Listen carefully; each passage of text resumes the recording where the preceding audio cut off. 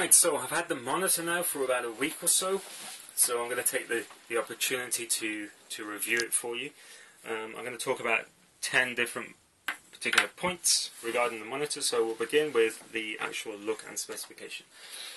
So the monitor looks very nice. It's extremely similar to the Apple Thunderbird displays, which are obviously cost $1,000 or £800. Whereas this costs around £250, £260 or about $400 in the US. So it's sort of, 40% really of the cost of an Apple. So the question is does the Apple look sort of much more expensive than this? Well, it does look better than this, but you can't deny that this is a very good looking monitor. It's got a complete edge-to-edge solid plastic panel on the front. I actually thought it was going to be a glass panel, but it's plastic. It seems quite resilient, so as long as you don't scratch it, it'll be fine. The advantage of this, of course, is that it's very easy to keep it clean. You just take some spray and a microfiber cloth, and you can clean the whole thing to keep fingerprints off it. So it does look very good. And if you take a look from the side, you can see how thin it is. It's pretty much a centimeter thick. Apart from at the top, it sort of expands a bit, and in the center at the back, you've got the place where the electronics are. So it's very thin. It looks very nice. It's got a decent looking stand with a glass central piece. I prefer the square stands, but hey, you could always change it if you like from a VESA mount, which I'll talk about in a minute. So it's got 6 millisecond response time. It doesn't have an add ball, as they call it, or scaler, so input lag should be pretty minimal. And in general, it looks very good. It's got a nice brushed aluminium or steel sort of bezel at the bottom. The crossover brand is there. It's not too in your face. It's quite a light coloured font, so that's great. And here we have the controls. All you have is volume up and down, which is irrelevant unless you're using the internal speakers, which are crap, so I wouldn't. Power on and off. I'll just turn it off, and then I'll just power it back on, so you can see how that works. Oops, didn't work that time. Let me press it again. There we go. And it's also got the brightness control up and down here. So those are all the controls you need.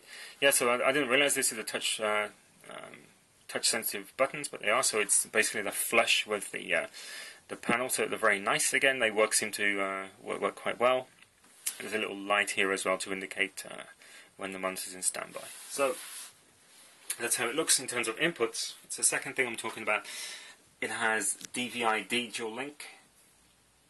That's the other thing, basically only input. It also has an audio input, but if you're using the internal speakers, then you'll need it. Otherwise, just ignore it. And it's got the power input here. It uses an external power supply, so it comes with a power brick, as they like to call it. And I've tested it. It doesn't seem to get too hot. It does get quite warm, but no more so than a laptop power supply, so it's fine. So there you go. Now let's talk about the stand and build quality in general. The stand is okay. Some people moan and say they're really bad, but it's not that bad. I mean, if I put some pressure here, we'll see how much the screen wobbles. I guess it would help if I held the camera still, but you can see there is a small amount of movement, but in general it's pretty solid. If I sort of bang on the desk, the monitor doesn't really move. It's fine, really. For what it is, for the price, you can't complain. And it's not adjustable up and down, but you can tilt the monitor towards you and away from you, so it's got plenty of movement in that respect, so that's fine. Now there is something which doesn't really work with regards to the monitor. That is the twisting motion, because theoretically I should be able to pull here, and that piece of glass should remain stationary. So the internal piece of glass will revolve, and the outside piece of metal should stay in the same place.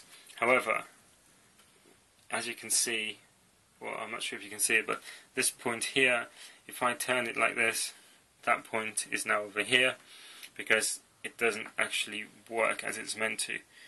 The reason being that there aren't any sort of bearings around the outside inside the metal, so basically you've got metal on metal, so it's not going to work. So that's just cheap design, which doesn't function, but it doesn't matter because I mean you're not going to be moving your monitor around very often anyway. So stand, it's alright, but nothing amazing. Right, yeah, general build quality is okay. However, there are a few issues. For example, the screen, around the outside there's a very thin piece of metal casing. Now the screen at the top, for example, is just inside of the piece of metal. So if I put my finger upwards like this, you can see it gets stopped by the metal. Now this really should be at a consistent distance around the monitor. In general it's okay. In the corners at the top it goes in, the front of the monitor panel goes in a little bit. However, down the bottom here, where the panel meets the silver bezel, here it lines up, it's flush with the bezel, with the silver bezel. But on this side, the left side of the panel is actually sticking out probably by 3 millimeters. So it shouldn't be doing that, obviously, so that's not good. And in the center, it's also sticking out. In fact, as you go from here across to this side, it just basically, the screen bows outwards. Something inside is pushing on the panel to bend it outwards. As it goes across this way, it bends back in a little bit. But basically, if you view the screen from above, sort of downwards like this, it's kind of hard to see, so I'm not going to try and show you, but you'll see actually the top of the screen is flat, but the bottom here is actually bent because, as I say, in the center something is forcing out the screen. And that's not good because something must be applying pressure to the panel inside. And you know, you can't actually see it from the front, so it doesn't affect how it looks, but you know, who knows, this pressure may cause longevity issues, I don't know. So on my particular model it's like that. And also, let me show you actually, if you look at the monitor along the top there, if you look straight down you can see that it's perfectly straight. However, if you do the same thing and look along the bottom, you can see that the outer frame is actually bent. So if you imagine the center part bends outwards, so it's not straight. Now, I'm not sure if my particular monitor is a bad one which I've received. I mean, it seems to me not to be a good thing that it's like that, but obviously I don't know. This is the only one I've seen. So if you have one of these, maybe you want to check yours to see if yours is also has the same problem. But I'm kind of worried about that. So another issue with the monitor is that there's a loud, or fairly loud, high-pitched buzzing noise coming from the rear of the monitor. You probably can't hear it on camera, but the noise changes. So right now I can hear it. If I take off the white screen, the noise becomes much quieter, but I can still hear it. So if I maximize the screen, Google again I can hear the noise. So for me, this is unacceptable. It shouldn't be like that on a new monitor. It normally suggests poor quality components or something of that nature. Even big brand monitors can have the same problem sometimes, but it should not be like that, and it's very annoying, especially if you work in a quiet environment. So that's another thing to consider with these monitors. I'm not sure again if this is a one-off problem with mine, but I'm going to have to do something about it. That's right. So the other thing I wanted to talk about is, final thing regarding build quality. Let me just turn the monitor around and I'll explain to you. So if you take a look at the monitor from the rear, you'll see, basically, actually I'll mention the stand. This stand, there's a piece of metal here which is attached in place by 2 screws, one here and one on that side. You have to access them from underneath at the front. If you take those off, then this piece of black metal comes off along with the bottom of the stand. And then inside there's another piece of metal which is itself screwed in place behind the back panel. So if you want to VESA mount the monitor, then you have to basically take off the entire back panel. There's about, I don't know, 8 screws or so around which you need to take off. You have to unscrew this and then take off the back panel, then unscrew the metal inside of the stand. Whole hassle. And if you're not, comfortable with DIY kind of stuff, maybe you're not going to be comfortable doing that. Now, I took off the panel to have a look inside, and I noticed something very worrying, and that is, first of all, the VESA mount is basically 4 brass threads which are just here, mounted on the inside of this piece of plastic. They're only about this long, about, you know, half a centimeter long, maybe less than a centimeter. So the entire weight of this monitor, which is quite heavy, to be honest, is going to be supported by these tiny threads. They're very small threads as well. They're only about M3 or so, which are smaller than standard. So I'm not sure how safe or how sturdy it's going to be. The other thing is very worrying is that this piece of plastic, which covers the electronics, which the mount fixes to, is held in place with 4 screws which are hidden inside the back panel. One here, one here, one here, and one here. However, in this case, the 2 top screws are missing. So somebody in the factory has either forgot to put them in, or taken them out, or I don't know, just quality control is not very good, clearly. Because if I were to VESA mount this, that means that there's going to be pressure from the weight of the monitor pulling on the back panel, because the screws for this aren't in place. There are only 2 screws. So again, that's something that's not good. I'm not sure in reality what effect it would have, but the point is, obviously, the screws are there to hold it in place. So if you want to VESA mount it, double check that your screws are all in place. So that's the back of the monitor. Let's carry on. I'll talk now quickly about image quality. In general, it's very good indeed. It comes with a DVI-D cable, so I've plugged it into my my computer, my graphics card, and the text is extremely sharp. So if I open a notepad file, for example, and just type some random characters in there, I'm not sure how close I can get to this with it remaining in focus, but there's absolutely no shadow, there's no ghosting, it's very sharp, very good. Colours are great, they're very bright, vivid. I think the sort of shiny panel helps, and so in general it's very, very good. Now in my case I've got no dead pixels at all. I've checked as thoroughly as I can, so another great bonus. However, well actually yeah, there's no dead pixels, which is really good, and also the colour uniformity seems to be quite good as well. Now, and general uniformity. A way of testing that actually is if you take a notepad file, a blank one like this, just take it and just move it around the screen like this, and if you have uniformity or issues, what you'll notice is as you move the box around the screen, you'll be able to see kind of shadowy, I don't know, like cloud-like things appearing on the screen, which you'll notice as you move it around. In this case, I can see virtually none of those, so uniformity seems to be pretty good.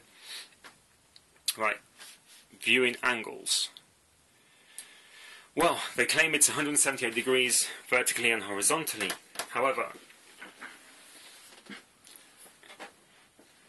you know, in reality, if I take a look from the side here to here, you know, it's not that bad.